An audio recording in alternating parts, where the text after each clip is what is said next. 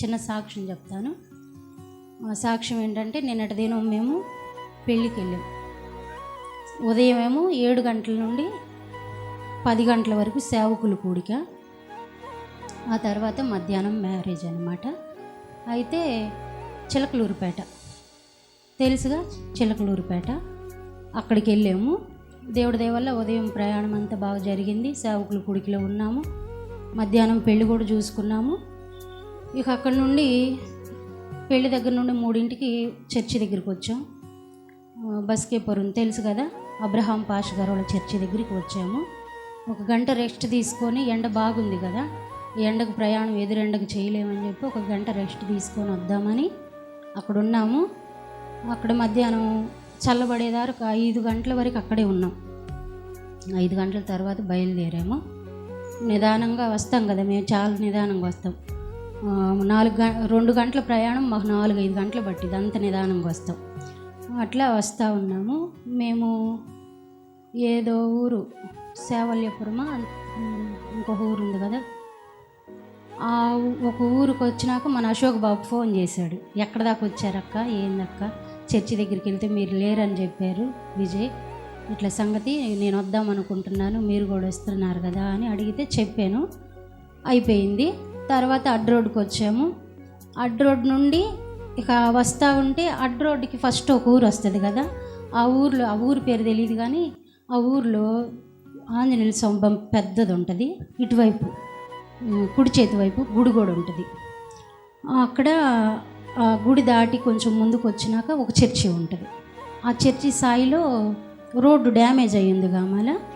మేము వెళ్ళేటప్పుడు ఇటు సైడ్ వెళ్ళాం కాబట్టి మేము అది గమనించలేదు. వచ్చేటప్పుడు అది చీకటిగా ఉంది కదా, రాత్రి అయ్యింది కదా, 7:30 అలా అయ్యి ఉండొచ్చు.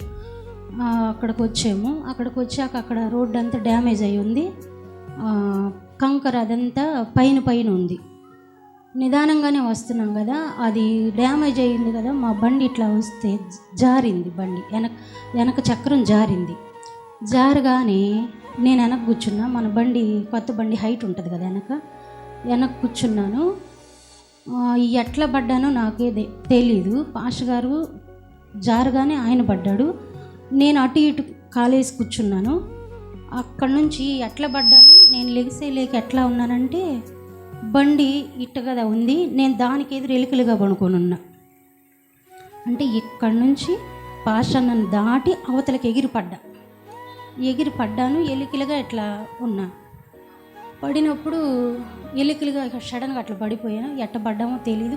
నేను లెగిసినప్పుడు ఎలికలుగా ఉన్నా. ఇట్లా పడితే ఇంకా ఆయన పడ్డాడు. ఇంకా అక్కడ ఎవరు ఉంటారు, నైట్ టైం కదా, ఎవరికి తెలియదు, వెళ్ళిపోయే బళ్ళే. ఇక పడ్డాము. పడిన తర్వాత అన్న తమాయించుకొని లేచాడు. ఆయన వాచ్ అదంతా ఇరిగిపోయింది. ఆయనకి అంటే పైకి అయితే మాకు దెబ్బలు ఏం లేవు కానీ లోపల దెబ్బలు తగిలినాయి. అవి బాగా నొప్పులుగా ఉన్నాయి. ఆయనకి తగిలినట్టుంది. నేను పూర్తిగా ఎలికలకు పడిపోయాను కాబట్టి నాకు స్పృహ లేదు. పడగానే గతక్క మంది గుండెల్లో పట్టేసింది, ఈ పక్కంతా పట్టేసింది. నాకు ఇంకా స్పృహ తెలియదు, మాటలు వినపడతా ఉన్నాయి. ఇంక పాస్టర్ అదరా లేచి అమ్మ అమ్మ అమ్మ అమ్మ అంటున్నాడు, నన్ను పట్టుకొని అంటా ఉన్నాడు. లారీ ఒకటి వెళ్తుంటే అన్న రండన్నా అని కేకలేస్తూ ఉన్నాడు. వాళ్ళు లారీ ఆపి వచ్చాడేమో మరి. ఆయన పిలిపే నాకు వినపడతా ఉంది, మాటలు వినపడతా ఉన్నాయి. అమ్మ అమ్మ అమ్మ ఏమైంది అంటున్నాడు. నేనేం పలకలేకపోతున్నా, నాకు వినపడుతుంది కానీ నాకు మాట రావట్లే.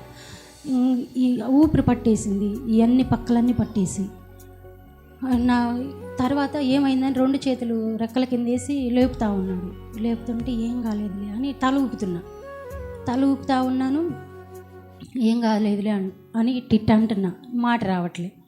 చాలాసేపు లేపుతుంటే నేను కూర్చొనే ఉండి లేను, కూర్చుంటా కాసేపు అని నడు రోడ్డు మీద 2 కాళ్ళు చాపుకొని అంతే కూర్చున్నాను.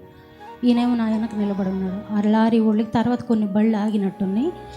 వాళ్ళు లేపి చూస్తే దేవుడి దేవల్ల మాకు ఏ దెబ్బలు లేవు. దేవునికే మహిమ కలుగును గాక.